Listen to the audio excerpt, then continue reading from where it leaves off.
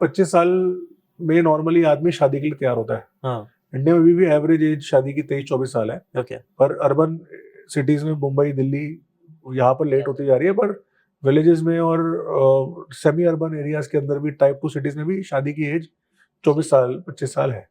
तो शादी के बाद नॉर्मली कपल्स की जिंदगी ठीक चलती है, बट जो 2 कॉमन प्रॉब्लम्स है वो एक तो है इनफर्टिलिटी, जो हमारे देश में बढ़ती जा रही है। तो इनफर्टिलिटी में क्या है कि बच्चे नहीं हो रहे, ठीक है। वो बच्चे ना होने के कई रीजन है, सिर्फ स्पर्म काउंट नहीं है, पर एक बहुत मेजर प्रॉब्लम जो है वो इनफर्टिलिटी आती है, जिसके पेशेंट्स भी आते हैं जो इलाज भी कराते हैं। और सेकंड प्रॉब्लम आती है इरेक्टाइल डिसफंक्शन और प्रीमेच्योर एजैकुलेशन। तो ईडी तो इतना कॉमन नहीं है, हार्डनेस पेशेंट को आती है, पर अर्ली डिस्चार्ज मतलब अपने संतुष्टि से पहले और वाइफ की संतुष्टि से पहले डिस्चार्ज हो जाना। ओके, तो पीएमई और ये 2 प्रॉब्लम्स है जो बहुत कॉमन है 25 से 40 साल की एज ग्रुप में। तो इसमें इनफर्टिलिटी वाले पेशेंट्स भी बहुत है और अर्ली डिस्चार्ज वाले पेशेंट्स भी बहुत है।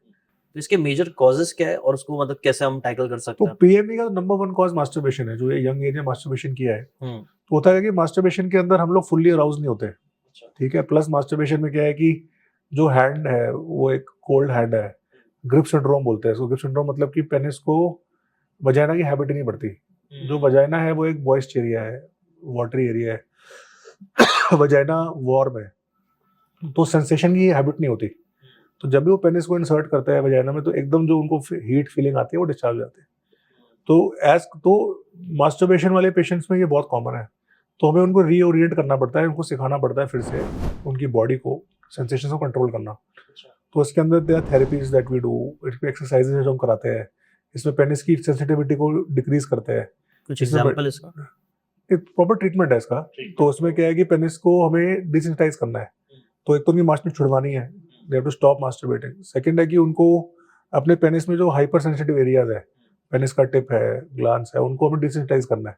तो उसकी क्रीम्स भी आती है, उसके ऑयल्स भी आते हैं, उसकी मसाजेस भी आती है, उसकी थेरेपीज भी आती है, फिलर्स भी आते हैं, ठीक है। और जो उनका होल्डिंग है, जहाँ वो होल्ड करते हैं सीमन को, उस होल्डिंग मसल को स्ट्रॉन्गर करना है। तो उसमें कीगल एक्सरसाइज भी होती है, उसमें टेंस करके एक मशीन होती है, वो भी हेल्प करती है, उसमें बोटॉक्स भी होता है। पर सबसे पहले जो हम करते हैं वो है पेशेंट को ऑप्टिमाइज करना। कई बार तो पेशेंट सिर्फ मास्टरबेशन छोड़ के अपनी मसाज और एक्सरसाइज करके ठीक हो जाते हैं। एक्सरसाइज में क्या क्या होती है? कीगल एक्सरसाइज सबसे मेन है। हाँ, कीगल एक्सरसाइज के अलावा there are pelvic floor exercise होती है बेसिकली। अच्छा, तो बेसिकली क्या, हमारा पेल्विस जो है, पेल्विस मतलब जो हमारा पेल्विक गर्डल है, जो नीचे कूल्हे की हड्डी है, इस कूल्हे की हड्डी इज लाइक अ बोल।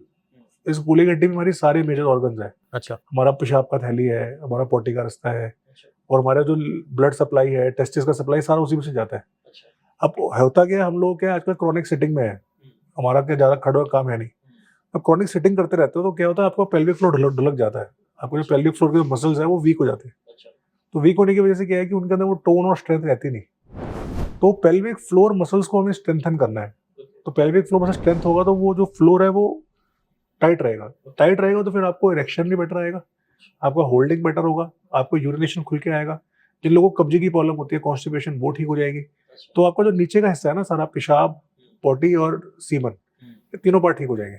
ओके, तो पेल्विक फ्लोर के ना सबसे बेसिक एक्सरसाइज होती है कीगल एक्सरसाइज। ओके, तो कीगल एक्सरसाइज बनी तो थी लेडीज के लिए, हाँ, पर वो मर्दों में बहुत इफेक्टिव है। अच्छा, तो कीगल में कुछ नहीं है, कीगल में आपको पोटी के रास्ते को टाइट करना है, अंदर की तरफ खींचना है, ठीक है, टाइट लीव। तो इसके दे आर सेट्स जो हर आदमी को डेली करनी चाहिए। और अगर किसी को प्रॉब्लम हो चुकी है तो एडवांस्ड एक्सरसाइज होती है पेल्विक फ्लोर को स्ट्रेंथन करने की, जिसमें हिप लिफ्ट है, कैट पॉज है।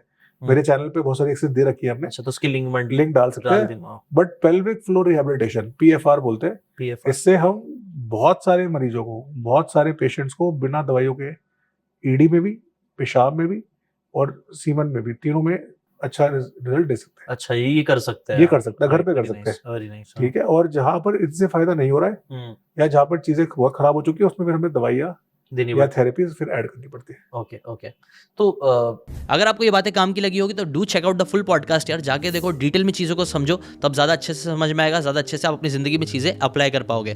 Thanks so much and subscribe this channel.